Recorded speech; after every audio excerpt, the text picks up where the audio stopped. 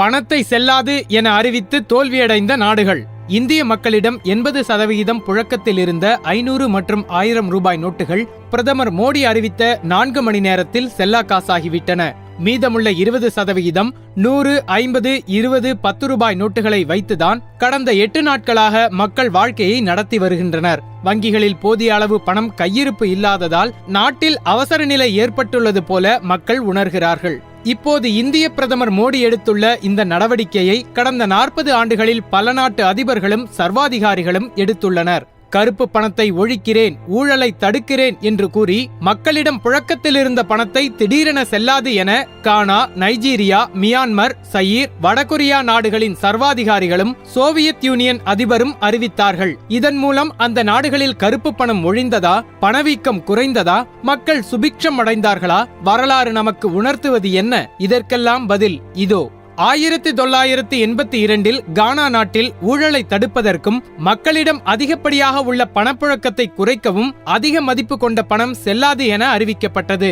ஏழை மக்களும் விவசாயிகளும் தங்களது பணத்தை மாற்ற பல கிலோமீட்டர்கள் நடக்க வேண்டியதாயிற்று. இதனால் வங்கிகள் மீது மக்கள் நம்பிக்கை இழந்து வெளிநாட்டு பணங்களையும் சொத்துக்களையும் வாங்கினர். 1984 ஆண்டில் நைஜீரியாவை ஆண்டு வந்த முகமது புகாரி தலைமையிலான ராணுவ அரசாங்கம் ஊழல் எதிர்ப்பு நடவடிக்கையாக மக்களிடம் புழக்கத்தில் இருந்த பணத்தை ரத்து செய்துவிட்டு புதிய நிறம் கொண்ட புதிய ரூபாய் நோட்டுகளை அறிமுகப்படுத்தியது. இந்த நடவடிக்கையால் விலைவாசி அதிகரித்ததுடன் நாடும் கடன் சுமையில் சிக்கியது.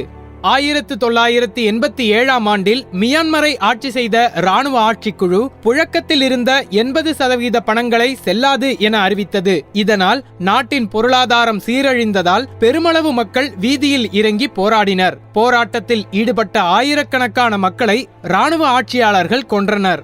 1990களில் ஆப்பிரிக்க நாடான சயீர் நாட்டின் பொருளாதாரம் தேக்க நிலையில் இருந்தது. இதனால் நாட்டை ஆண்டு வந்த சர்வாதிகாரி மொபுடு சேசே பணத்தால் சீர்திருத்தங்களை மேற்கொண்டார். 1993 மக்களிடம் புழக்கத்தில் இருந்த பணத்திற்கு தடை விதித்தார். இந்த சீர்திருத்தம் பொருட்களில் விலைவாசியை பல மடங்கு உயர்த்தியதுடன் அந்நாட்டு பணத்தின் டாலருக்கு மாற்று விகிதமும் அதல பாதாளத்திற்கு சென்றது. அதன் பிறகு உள்நாட்டு போர் ஏற்பட்டு மொபுடு பதவியிலிருந்து அகற்றப்பட்டார். 1991 ஆண்டு சோவியத் யூனியனை ஆட்சி செய்து கொண்டிருந்த கோர்பசேவ் கருப்பு பணத்தை ஒழிக்கும் நடவடிக்கையாக அதிக மதிப்புள்ள ரூபிள்களை செல்லாது என அறிவித்தார். இந்த சீர்திருத்தம் அதிகரிக்கும் பணவீக்கத்தை தடுத்து நிறுத்த தவறிவிட்டது. விலைவாசி உயர்ந்தது.